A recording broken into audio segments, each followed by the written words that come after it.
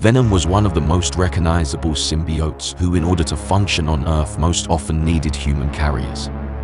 Typically, he would take over his victim's body, using it to obtain nutrients and to hide in human society. Being nested in the human body, it learned the thoughts and memories of the selected host, which sometimes could change its behavior and approach to the world.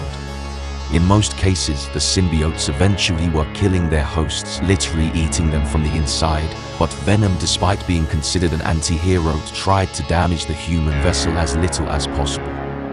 Throughout many comic stories, its most famous bearer was the Spider-Man. However, Venom has taken control of many powerful characters.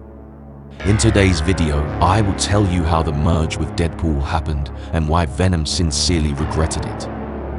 One such story was featured in a 2016 comic, Deadpool Back in Black.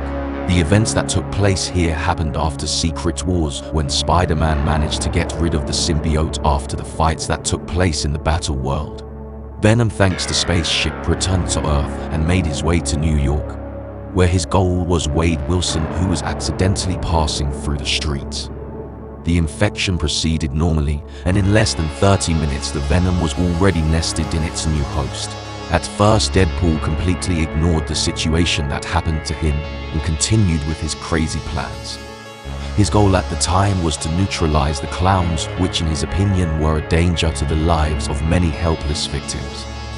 Venom, analyzing his host's memories and thoughts, was literally shocked.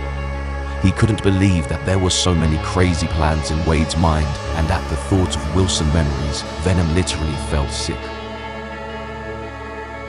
As you remember, Deadpool used to have a fist fight with undead US presidents or blowing up herds of cows by inflating them like balloons, and I would like to point out that it was one of the most normal stories of his participation. Ultimately, Deadpool's mad mind combination with Venom's dangerous and unstable traits made them more and more unpredictable. Losing full control over his actions, Deadpool became even more aggressive, and Venom literally lost the ability to think rationally. Within a few days of entering Wilson's body, the symbiote began to fall into paranoia. He was constantly thinking about what sick situations he would get into the next morning. He tried to fight and to completely take over Wade, but ultimately it was Deadpool speaking to him inside his own mind. After this situation, Venom tried to leave Deadpool, however it was the Wade who began to take over the mind of the symbiote.